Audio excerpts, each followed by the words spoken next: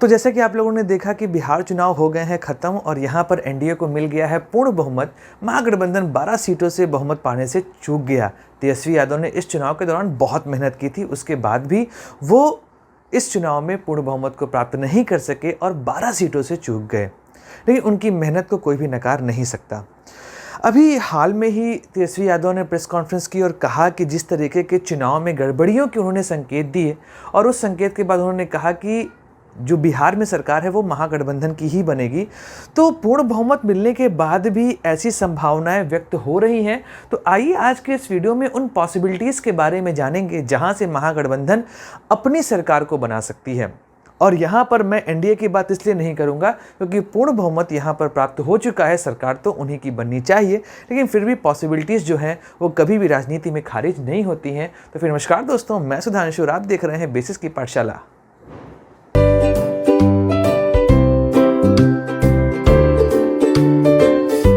जैसा कि आप देख रहे हैं कि एक तरफ मैंने एनडीए की सीट लिखी है, एक तरफ मैंने महागठबंधन की सीट निकली है और एक तरफ हम लोगों ने एआईएमआईएम, बीएसपी, इंडिपेंडेंट और एलजेपी की सीट लिखी हुई है। तो यहाँ पर हम उस पॉसिबिलिटीज़ के विषय में चर्चा करेंगे जिस पर हम ये कह सकते हैं कि हाँ, महागठबंधन की सरकार बन सकती है।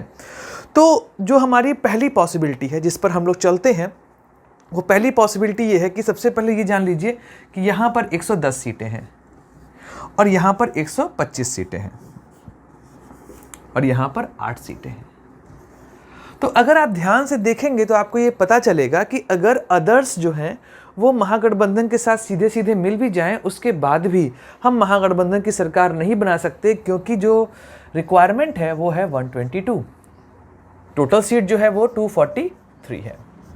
तो मोर देन 50% चाहिए होता है, तो मिनिमम रिक्वायरमेंट 122 जो है वो चाहिए जहां पर सरकार बन सकती है। तो अगर अदर सीधे मिलते हैं तब कोई संभावना ऐसी नहीं बनती है। लेकिन आप ये जान रहे हैं कि हिंदुस्तान आवाम मोर्चा और विकासशील इंसान पार्टी, ये दो ऐसी पार्टियां हैं जो चुनाव के पूर्व, या हम कहें कि जब प्री पोल अलायंस बनने की दौर चल रही थी, उनके शुरुआती क्षणों में ये दोनों पार्टियां जो है वो महागठबंधन का हिस्सा थी। हम ये बात बहुत ही अच्छे से जानते हैं कि इस समय जो भी पार्टियां महागठबंधन की हैं वो किसी भी हाल में एनडीए में शामिल नहीं हो सकती, क्योंकि चाहे हम सीपीआई की बात करें, चाहे सीपीएम की बात करें, चाहे सीपीआई एमएल, जिसे सामान्य तौर पर बिहार में माले कहा जाता है, मार्क्सिस्ट लेनिन पार्टी जो है उसे माले कहते हैं। तो ये पार्टियां अर्थात वामपंथी पार्टियां जो है वो एनडीए के साथ नहीं जा सकती। ये संभावना पूरी तरीके से खारिज हो चुकी है। इंडियन नेशनल कांग्रेस और आरजेडी, इनका तो एनडीए में जाने की कोई संभावना है ही नहीं। लेकिन राजनीति में हम कभी भी ये नहीं कह सकते क्या होगा और क्या नहीं होगा, लेकिन हाँ, फिलहाल जो स्थिति है उसके अकॉर्डिंग हम इसे नहीं यहाँ पर जोड़ सकते। एआईएमआईएम की बात की जाए तो यहाँ पर कई बार ऐसी बातें उठी हैं कि एआईएमआईएम जो है वो कहीं ना कहीं एनडीए अर्थात या कहीं बीजेपी को फ़ायदा पहुँचाता है, लेकिन असदुद्दीन ओवैसी ने साफ साफ कहा है कि उनके लोग जो हैं वो एनडीए में नहीं शामिल होंगे। और इसका कारण भी बनता है क्योंकि आर्टिकल 370 हो चाहे सीएए एनआरसी हो, उसका विरोध एआईएमआईएम ने खुले तौर पर किया था। तो इसलिए हम मान सकते हैं कि जो एजेंडा है, जो एजेंडा बीजेपी लेके चलती है और जो इनका कमिटमेंट है अपने वोटर्स के साथ, जहां पर हम राम मंदिर की बात करें, 370 की बात करें, सीएनआरसी की बात करें, 3 तलाक की बात करें, इन सभी मुद्दों पर बीजेपी और एआईएमएम का जो इक्वालिटी है वो हम यहाँ देखते हैं कि मैचअप नहीं कर पाता। इसलिए हम ये जानते हैं कि एआईएमआईएम जो है वो यहाँ पर नहीं जा सकती। अब बचती है बीएसपी, इंडिपेंडेंट और एलजेपी। इनकी टोटल 3 सीट ही बन रही हैं। तो बीएसपी को हम मान सकते हैं कि एनडीए का पार्ट हो सकती है, क्योंकि अभी यूपी इलेक्शंस में आपने देखा था किस तरीके से बहुजन समाज पार्टी ने कहा था कि एसपी को हराने के लिए वो भारतीय जनता पार्टी का सहयोग कर सकती है। तो हम ये मान सकते हैं कि ये 3 जो सीटें हैं वो यहाँ पर आ सकती हैं। लेकिन अगर आप देखेंगे कि इन दोनों में से कोई भी एक हटेगा तो उस दौर में ये तीनों मिलकर भी इस सरकार को बचा नहीं सकते। ये आपको यहाँ पर साफ साफ दिखाई दे रहा है। तो जो पहली पॉसिबिलिटी यहाँ पर बनती है कि जिससे महागठबंधन की सरकार बन सकती है वो ये है कि अगर एआईएमआईएम के 5 तो इनके हो जाएंगे 115। तो एक पॉसिबिलिटी बनती है कि जब हम एआईएमआईएम को यहाँ पर जोड़ें, ठीक है, और उसके बाद हम और वीआईपी जो है वो भी सपोर्ट कर दें महागठबंधन को, उस कंडीशन में हमारा जो पॉसिबिलिटी है वो बनता है जहां पर सरकार जो है वो बन सकती है। मतलब ये 8 और ये 5 ये मिलके हो जाते हैं 13 सीट, और उसके बाद आप देखते हैं कि 13 ऐड करेंगे 123 हो जाएगा, जो रिक्वायरमेंट से एक ज़्यादा ही पड़ रहा है। तो पहली पॉसिबिलिटी तो ये बन जाती है जहाँ पे ये दोनों सपोर्ट कर दें।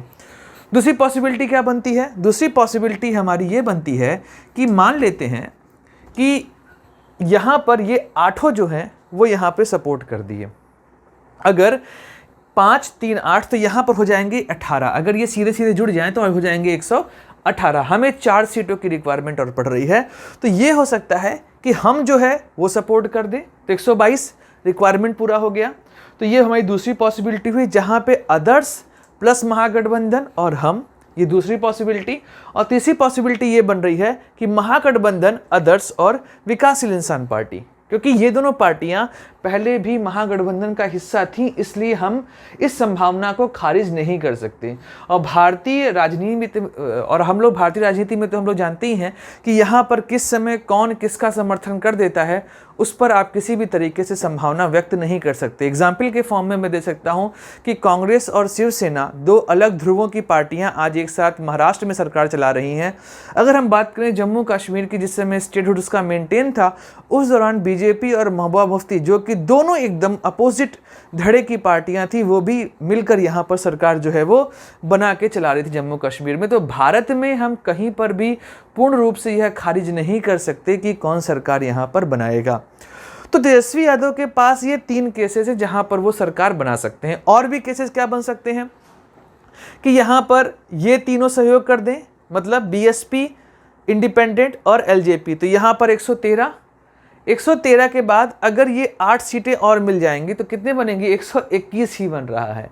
तो यहाँ पर ये पॉसिबिलिटी को पूरी तरीके से हम लोग खारिज कर सकते हैं कि ये 8 अगर यहाँ पे 3 से मिलेंगे तो 121 ही होगा और सरकार नहीं बनेगी, तब बन जाएगी हंग असेंबली, त्रिशंकु विधानसभा यहाँ बनेगी। उस पर मैंने एक वीडियो बनाया हुआ, लिंक आपको डिस्क्रिप्शन में दे रहा हूँ और साथ ही आई बटन पर भी आ रहा है। यहाँ से आप उसको देखिए कि वहाँ पर राज्यपाल की पावर आखिर क्या क्या बन जाती है, राज्यपाल वहाँ पर किसी राज्य में किस तरीके से सरकार फिर बना सकते हैं। लेकिन अगर हम प्री पोल अलायंस की बात करें तो ये एक अलायंस है, ये एक अलायंस है और ये एक पूरा सेगमेंट है। तो ये तो अदर्स को मैं अलग कर देता हूँ। तो ये 2 प्री पोल अलायंस है। उस कंडीशन में राज्यपाल अगर वहाँ पे हंग असेंबली होती है तो उस जगह पे अलग अलग तरीके से वो अपना मेजर, जो संवैधानिक और सरकारिया कमेटी ने कहा है उसके अकॉर्डिंग वहाँ पर वो एक्ट करते हैं।